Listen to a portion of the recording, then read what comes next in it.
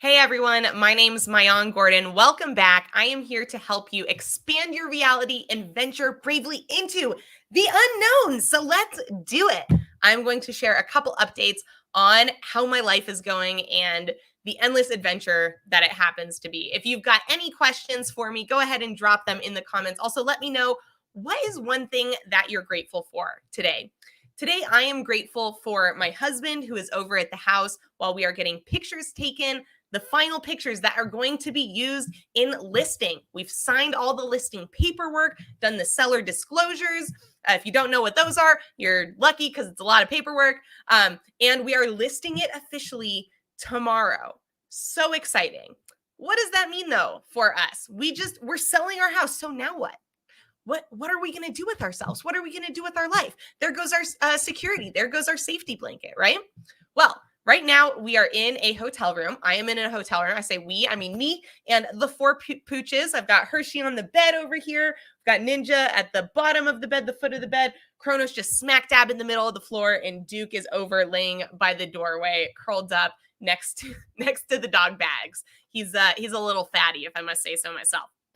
So how has it been? It's been incredible. It's been very, very exciting. I've always wanted to live out of a hotel, so this is kind of fulfilling a little bit of, some bucket listing that I have. But it's also, of course, been challenging, right? Having to coordinate someone always watching or being around the dogs all the time has been difficult because you can't just leave can't leave my four dogs in a hotel room by themselves without something horrible happening. And when I say horrible, I mean, one of them peeing on something or getting into garbage, destroying something. Luckily, I don't have the worst dogs. Like none of our dogs have ever, well, not never, but in the past 5-6 years, none of our dogs have chewed anything up. When we first got them as puppies, they had their bouts of naughtiness with chewing up shoes and parts of our couch at one point. But that's all long in the past. They're very, very good dogs. I still wouldn't trust all four of them in a hotel room by themselves. Plus, Hershey barks, Kronos cries, the most adorable cry. French bulldogs, you guys, so wonderful. Their cute little stubborn hearts are amazing. And he's never been sad. Like Kronos is the most stubborn, tough, like what kind of puppy that there is. And when I say puppy, they're all my puppies, but they're all grown adult dogs now. You know how it is. They'll always be my puppies. He does not give two stinking poos about me or you or anything else in the world. He is very, doesn't give fill in the blank. And yet his cry is the saddest thing that'll just break your heart. It's ooh, something like that. Mine's much more annoying than his is. But he cries. Hershey barks when she's not getting enough attention. Ninja howls. So Ninja rarely has ever barked. He's barked like maybe 3 times in his life, but he'll go, woo, woo, woo, woo, woo, woo. That's how he barks and howls. And then Duke doesn't really bark. He's the best. We've left him alone in the hotel by himself because he's just a good boy. He's a good pit bull and he's a good boy. So navigating that's been difficult, and it's been taking a good amount of my attention away from other things that I might normally be doing. Going out to eat, watching movies. I still get to watch the movies, so it hasn't really dipped into that too much. Live streaming and other types of content creation, though, have been a little bit more challenging in terms of really putting aside some dedicated time on my calendar to knock those things out. So all in all, it's going great. Again, we're listing the house officially on the market for sale tomorrow. So then we're just waiting to hear what kind of offers we get, right? It's very exciting. Like we did all the work. The house is looking incredible. We entirely redid the backyard, repainted the garage, redid the front porch, like so many upgrades. It looks amazing. Super excited to hear what buyers think about it and see what kind of offers we get. Fingers crossed that it goes for above listing price, right? That is always the desire when you are selling your house. So here's what's happening next. And here are some other challenges that I'm having to navigate. One is I have my first ever shopping live stream coming up at either the beginning of next week or the end of next week.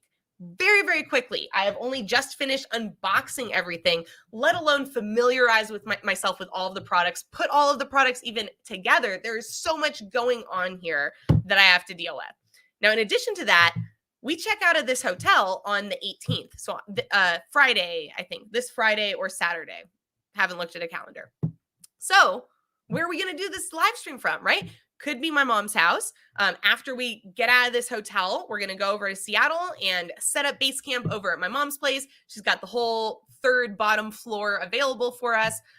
The problem with that place, though, is it's kind of like one of those dead zones. Like the internet reception and the cell phone reception in that basement sucks. Really, the whole house. I don't understand it. They have like premium internet, and it's just terrible, terrible service. So gonna have to get like a booster or something to deal with that situation if that's the case. Another option is we could extend our stay, right? Another week. Definitely something that we have capacity to do. Now, isn't the cheapest option, right? It's going to cost us another $1,000 or so to stay here another week, but that's on the table. And then I would say a third option is to scout out some other place in Seattle or Spokane that we can rent, right? That have some cool big room and do some big setup for the live stream event in another place. So these are the different options that I'm navigating and having to think about as we're getting really, really close to doing this first ever shopping live stream, which I'm very excited for. In the meantime, I've launched the DLive.shop TikTok account. So if you want to see an account grow from scratch, and if you want to check out some really cool products that we are showcasing that are available on Amazon, go check out DLive.shop. That's DEALIVE.shop on TikTok. I don't believe our website is set up yet, but let me take a look real quick because we have a website that's going along with this. Let's see, DLive.shop. DLive.shop is live. So you guys, go ahead, check out DLive.shop on your web browser, on your Chrome browser, on the internet. That again is DEALIVE.shop. And you can see some of the different products that we will be showcasing on there. Oh, beautiful. Wow. Leo, who's my co-founder, and Chi, my other co-founder, have done a phenomenal job. Wow, this website looks dope, you guys. Seriously, go to this site. There are some incredible products on here at insanely discounted prices. So you definitely want to check them out. Oh, I'm so happy. This looks amazing. And so, it's really fun getting to be a part of multiple different teams, multiple different companies. It does come with a lot of responsibility. Like I am responsible for a huge chunk of work for DLive. I'm responsible for a huge chunk of work with Champion Empire. I'm responsible for a huge chunk of work to maintain my personal brand and interact with all of you guys and continue to provide value out into the world. I've also got responsibility with information. And I would say my least heavy lift business and company that I'm a part of right now is Unshut, but also very exciting. I have a lot of commitment and responsibilities there as well. So how do I deal with the pressure of it? That's something that I get asked quite often. How do I deal with overwhelm, with pressure from all of these different things? And I think I deal with it in two different ways. One is by being really highly self-aware at what I have capacity to do, right? It's a lot easier to get overwhelmed if you think you have this capacity, but you really only have this capacity, because then you fill up your plate to here and you feel the crushing weight of all the extra on top of you.